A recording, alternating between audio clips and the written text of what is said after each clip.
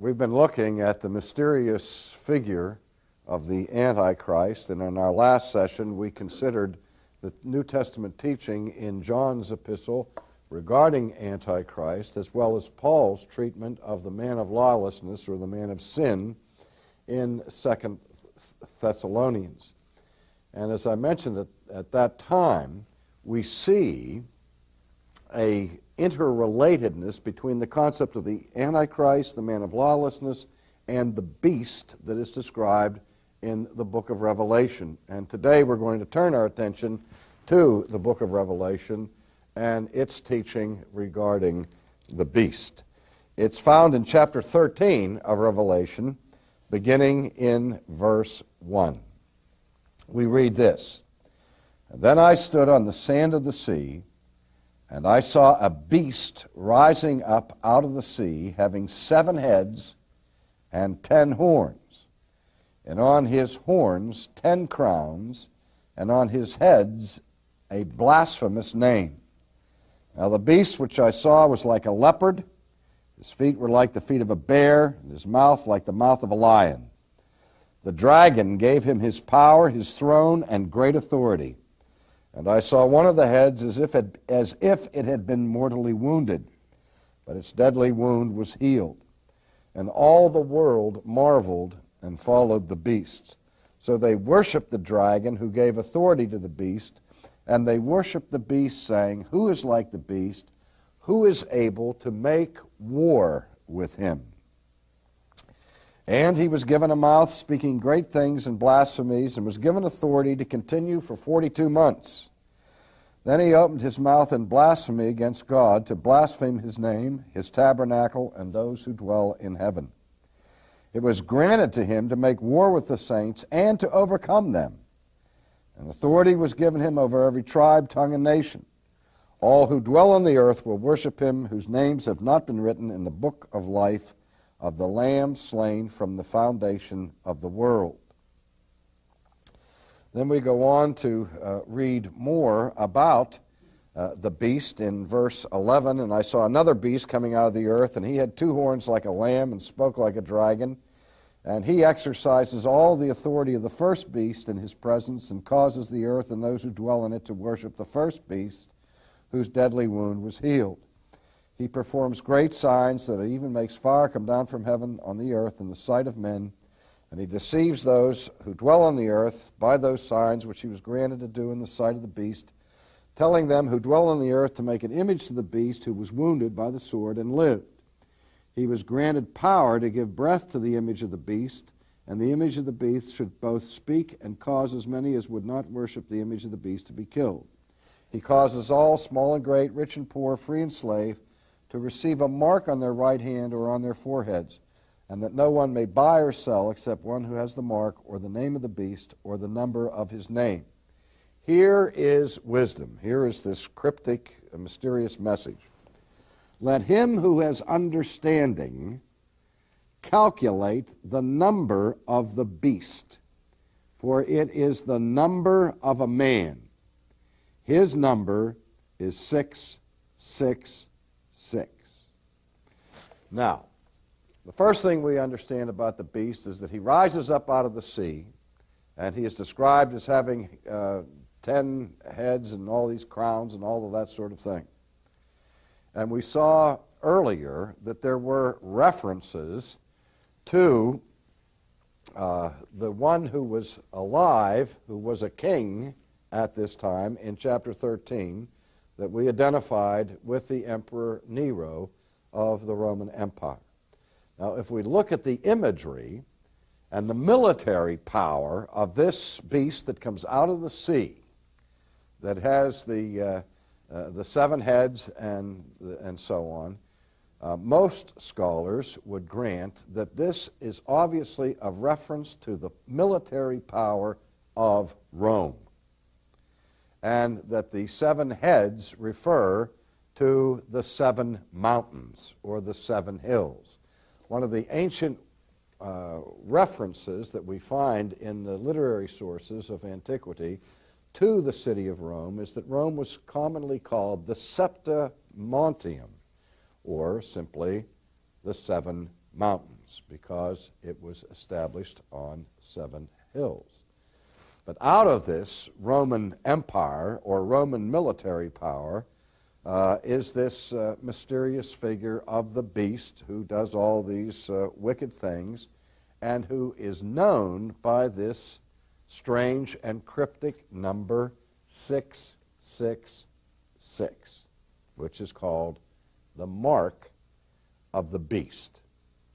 Now again, throughout church history, people have sought to give clear identification to the beast who is known by the number 666, or to the beast as the Antichrist. And again, we see the vacillation between the power of the institution, in this case perhaps the Roman government, and the power of an institution being embodied in a single person, like a king, an emperor, or some other representative person. Because of the religious activity that surrounds this figure of the beast and the Antichrist, some have argued historically that the Antichrist will be some kind of a clergy person or a famous religious person who will seek to be a false Christ or a substitute for Christ.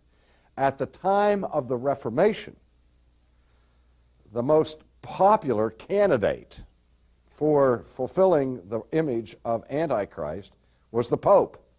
Luther and Calvin both were convinced that the Pope in Rome was the Antichrist, that the Roman Catholic Church was the anti-Christian institution that was embodied in the one who called himself the Vicar of Christ on earth, that is, the substitute for Jesus in the church, namely the Pope, and that this was a time of unprecedented corruption in the papacy, which fact all historians agree upon, including Roman Catholic historians in the days of the Borgia popes and so on. Even by the 17th century, in the Westminster Confession of Faith, it became an article of creedal affirmation. It was actually included in the Westminster Confession that said that the Pope in Rome is the Antichrist. However, there are few today who would argue that the biblical imagery of Antichrist or the beast is fulfilled in the Pope. Others have looked to military leaders of great power and wickedness who have emerged historically. In the 20th century, some of the candidates for identification of Antichrist have been Joseph Stalin and Mussolini, because if you translate the title of Mussolini, Il Duce, in a certain way, you can come up with the number 666. And obviously, the most popular candidate in the 20th century has been Adolf Hitler because of his devastating destruction of the Jewish people and of his unprecedented wickedness. Also, if you study the life of Adolf Hitler, you will see in the surviving journal entries from his own hand the occasion where he made an entry in which he said, "Today I have made a covenant with Satan."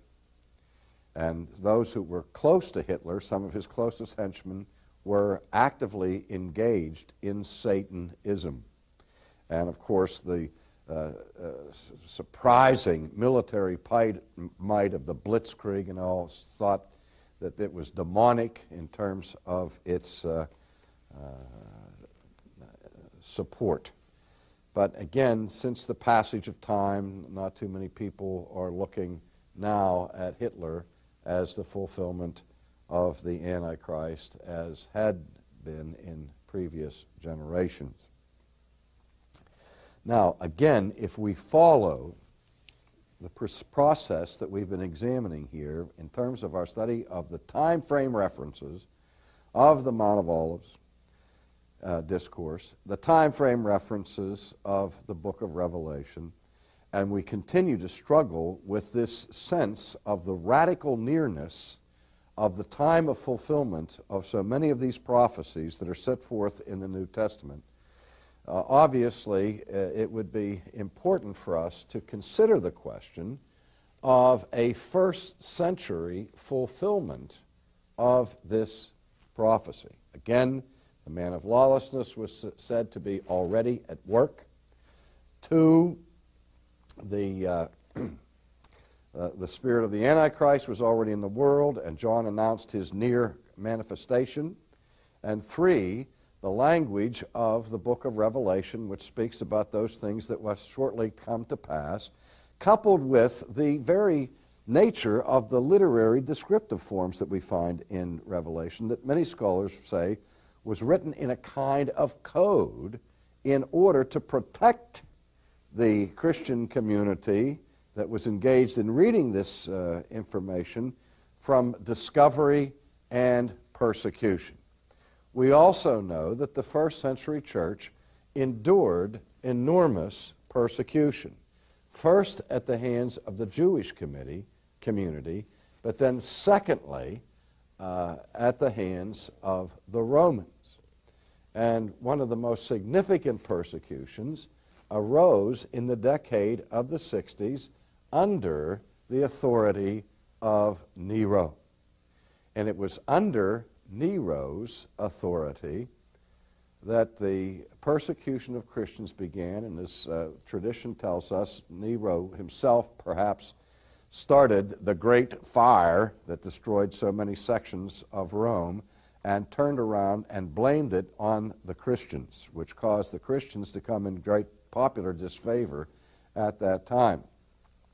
It was under Nero that the two great saints of the first century church were executed, Peter and Paul.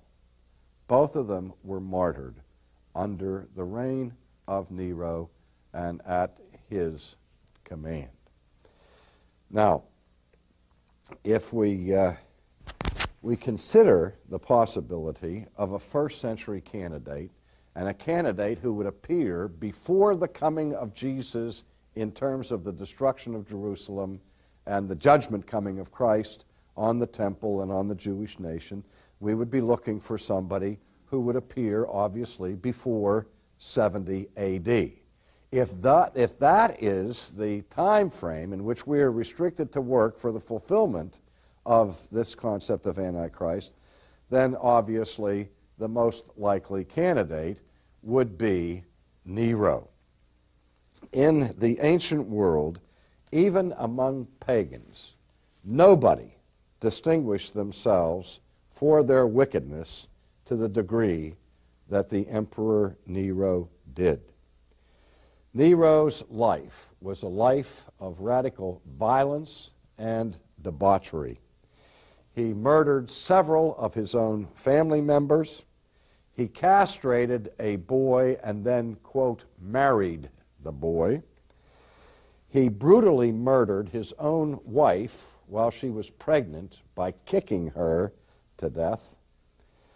And the historian Suetonius wrote that Nero devised a kind of game in which, covered with the skin of some wild animal, he was let loose from a cage and attacked the private parts of men and women who were bound to stakes. That is, a part of the entertainment that he sponsored, either in the Circus Maximus or in the Colosseum, probably in the Circus Maximus, was that he would get these people, men and women, have them secured at the stake, and then he would come out dressed up like a lion or a wolf or covering himself in skins, and then would attack the genitals of these people who were there. And so this kind of behavior was extreme, to say the least. Nero began his reign as emperor in the year 54. His persecution of the Christian community was in the year 64. And he committed suicide in the year 68. 14 years after he assumed the power of the emperor. He committed suicide at the age of 31, so that he rose to power when he was 17 years old. Again, more summations of the character of Nero from antiquity. The historian Tacitus spoke of Nero's cruel nature, and Pliny, the Roman naturalist, Pliny the Elder, described Nero, quote, as the destroyer of the human race and, quote, the poison of the world.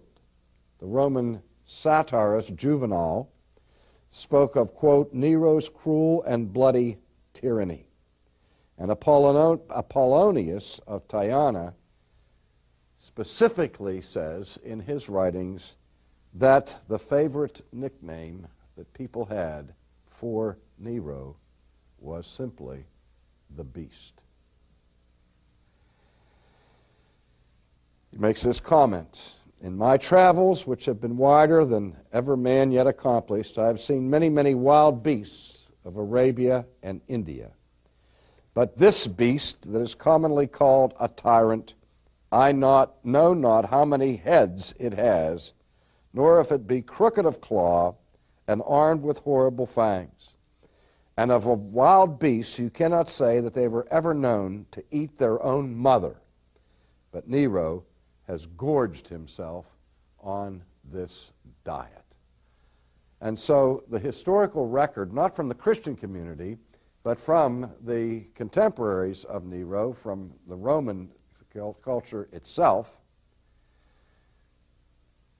describes consistently and constantly the bestial character of this madman of antiquity. Well, what about the cryptic number that the author of Revelation warns the people to be alert to, and is cluing them in to a manner in which he can be recognized? And he indicates that this beast can be known by a number, and the number is the number 666. Now, before I explore that number, I want to also mention that, oddly, in some variant manuscripts that go way back in history of the book of Revelation, there is a textual variant in this verse, so that the number that is listed there is not the number 666, but it is the number 616.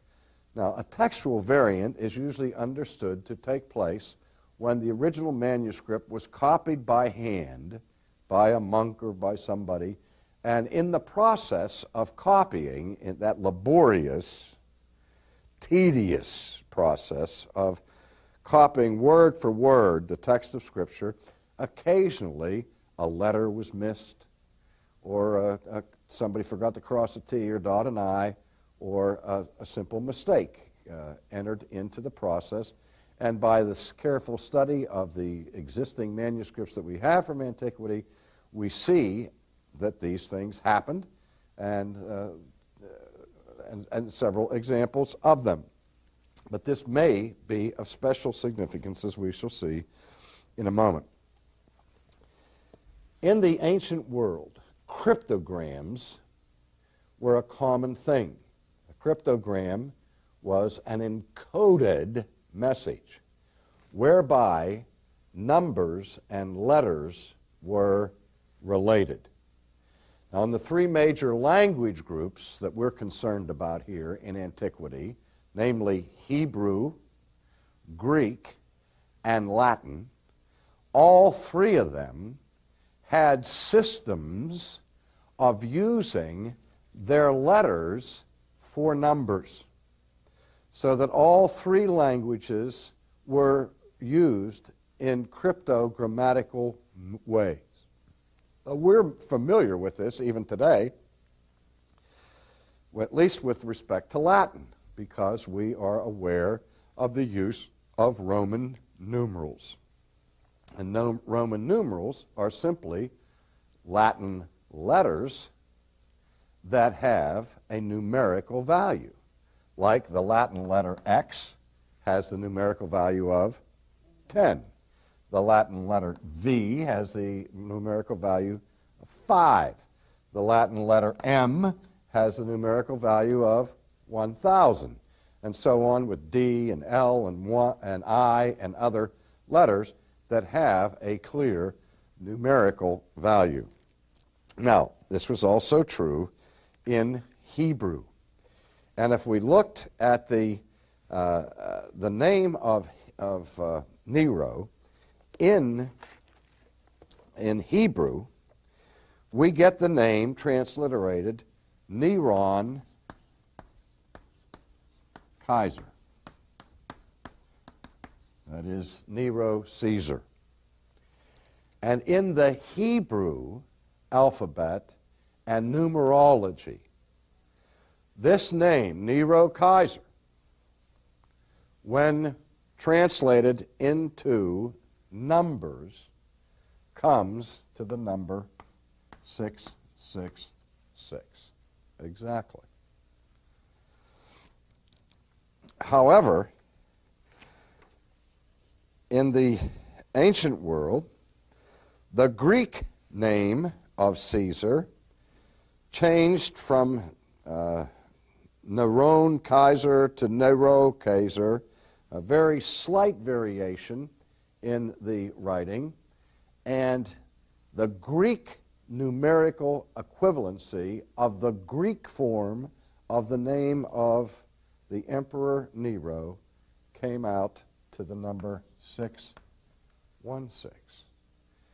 One of the most preeminent textual scholars of the 20th century is a man by the name of Bruce Metzger from Princeton.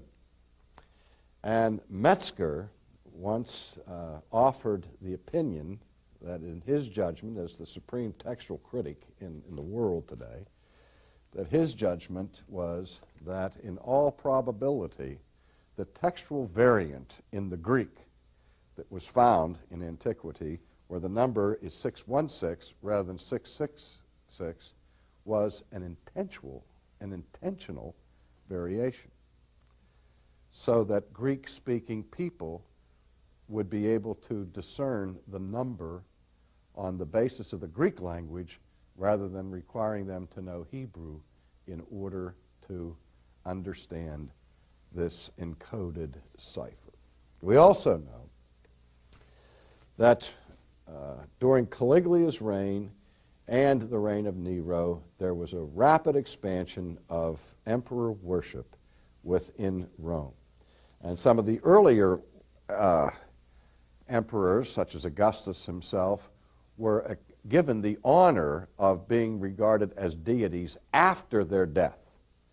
But people did not practice the worship of their images during their lifetime. But under Caligula, and especially under Nero, this did occur, and it occurred by Nero's own command. Nero had his statue set up, for example, in the Temple of Mars, and enforced the worship of his statue. Also, the people such as Josephus saw the great sacrilege, which was an abomination of desolation, take place when the Roman standards, which were worshipped as representatives of the emperor, were brought in to the temple itself as an act of desecration of the Jewish religion. So we see that in all of the things that describe the vicious, wicked, quasi-religious and military character of the beast are seen in the actual life of Nero, leading many historians and scholars to believe that the beast in view, as well as Antichrist and man of lawlessness in the first century church, was fulfilled in the person of Nero, because it was linked to the events that were soon to take place in the destruction of Jerusalem and the judgment of God upon the Jewish people.